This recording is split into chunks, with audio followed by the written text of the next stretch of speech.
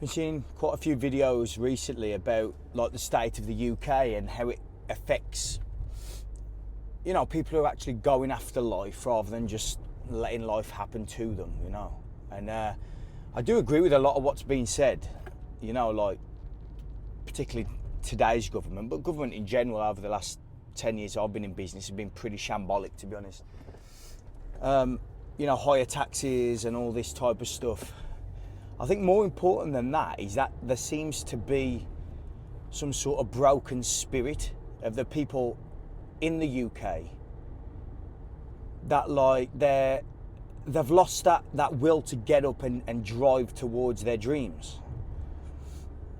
And perhaps that does have something to do with the environment, which is government, which is over-regulation, and all that combined creates like a mentality and like a worldview of lack and just survival mode rather than drive and purpose and meaning. So I think that's a bigger issue. But it's no good moaning, sitting there saying the UK's got no opportunity and all this. Listen, if you're not happy with something, just go and fuck off elsewhere. No one's keeping you here. The world now, whether we like it or not, is a very small place in the sense that you can get a passport. I know you can get passports for low six-figure sums, and I think you can buy some in Bitcoin now if you've had access to that. So, you know, the world's a small place in the sense that if you've got access to the resources, you can move to different countries, you can get residencies by investing in certain countries and whatever. Yeah, that opportunity isn't available to everybody, but you can sort of set a target for yourself and a goal for yourself to make that happen. Nowadays, it's all about creating the opportunity that you're looking for yourself globally. It's not just here in the UK, although in my opinion, the UK is still full of opportunity. It's just that you have to break through the barriers and the hurdles that are purposely put in front of you, in my opinion, by people who have, generally speaking, never actually created anything of real value in their life, like Keir Starmer, for example. These people have never really created anything, you know. It's just like, how can we stop these creative types and the entrepreneurial types? I don't even think they think this going through the head, but their actions reflect that idea. I don't think they go out of their way to say, right, we're going to stop people building companies and employing people and all this. I don't think they actually think that. I think they genuinely believe they're doing the right thing. I think they think, yeah, we can tax people more and we can distribute that better than companies can. And that has been proven not to work over and over and over again. But there you go. So back to the UK here. The way you see the world, if you see it as like if you're an optimist, let's say, you see opportunity everywhere. It's sort of irrelevant if the tax rate is X amount. If national insurance is X amount, it's gone up recently here. Okay, so what opportunities does that represent? Because I know of people who are now selling their companies and their companies are now worth less than what they were worth before the recent budget because the NI has gone up. So how can you take advantage, if you like, of that situation? There's always positives to its opposite, and the government in particular right now and in the last decade or so, fake conservatives have created huge opportunity for people who are entrepreneurially minded, where they can see opportunity where others miss it, and that's where essentially you can create value. So like when I watch these videos like the UK, the opportunity's gone, well, yeah, in many aspects it has, but in many aspects and in more, the opportunity's never been as big as it is today, particularly with technology and everything. Like people 20, 25 years ago would be paying, I don't know, tens, hundreds, potentially millions of pounds for the technology that we have for 10, 20 quid a month now.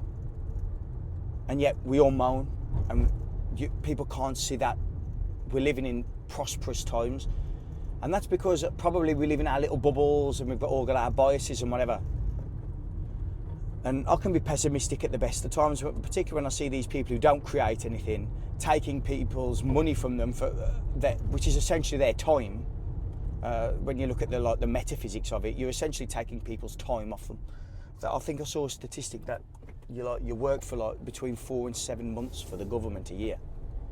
When you look at it as time instead of money, things take on a different energy, and it frustrates the life out of me. But again, take that back. It's all on you. No one's going to come and save you. No government's going to save you. All they can do, a good government can release the reins a little bit for you to go and create value and get paid for creating that value. Yeah, I mean, of course, wealthy people with connections are going to leave the UK when taxes get to a ridiculous amount, of course, and when regulation gets too much for people to make it worthwhile creating stuff. Of course they're going to leave. It makes complete sense. I know people who run their companies and have always said to me, no, we'll stay in the UK, we'll stay in the UK. Wealthy guys employing a lot of people, and now they're going to Dubai because of that. They were going to go anyway, but this recent budget has sort of put a nail in the coffin, and they've got over there on the golden visa program. This is going to happen. I think I read something like X thousand millionaires are now leaving the UK. Makes complete sense. Makes complete sense to me. Why would they hang around when they're treated really poorly? So, yeah, but for the average person, you can still make a ton of money. You can still create a load of value for people. And if you look at the UK as well, it's been at the forefront of paradigm shifts, like at the forefront of human evolution for hundreds, if not thousands of years. So, in my opinion, we owe that to our ancestors to make this place, to use a Donald Trump term, to make this place great again. Why moan about it? Why just focusing on all the negatives? Yeah, again, back to the government, they're shit. I don't think I've ever seen government that much disliked in such a short amount of time. But they're only there for a few years. Build the foundations, build the fundamentals today, and in a few years' time, who knows what's going to happen? All you can control is you and what's going on now. No one's going to save you. No religion's going to save you. No government's going to save you. In my opinion, very often two sides of one coin. It's all on you, and to blame the UK or to just create options for yourself. If you don't like the UK, go and get passports and residencies elsewhere. The world's a small place, as I said earlier. The world's a small place now. There's no responsibility anywhere for their lives, man. They're too busy blaming other people and blaming other organisations. It's all on you. But the UK is still a hotbed. I think we're going to be fine here. But I'm a bit of an optimist, and I love my country, and I love everything it stands for and was built upon. So maybe I'm just biased. I'm sure we all are.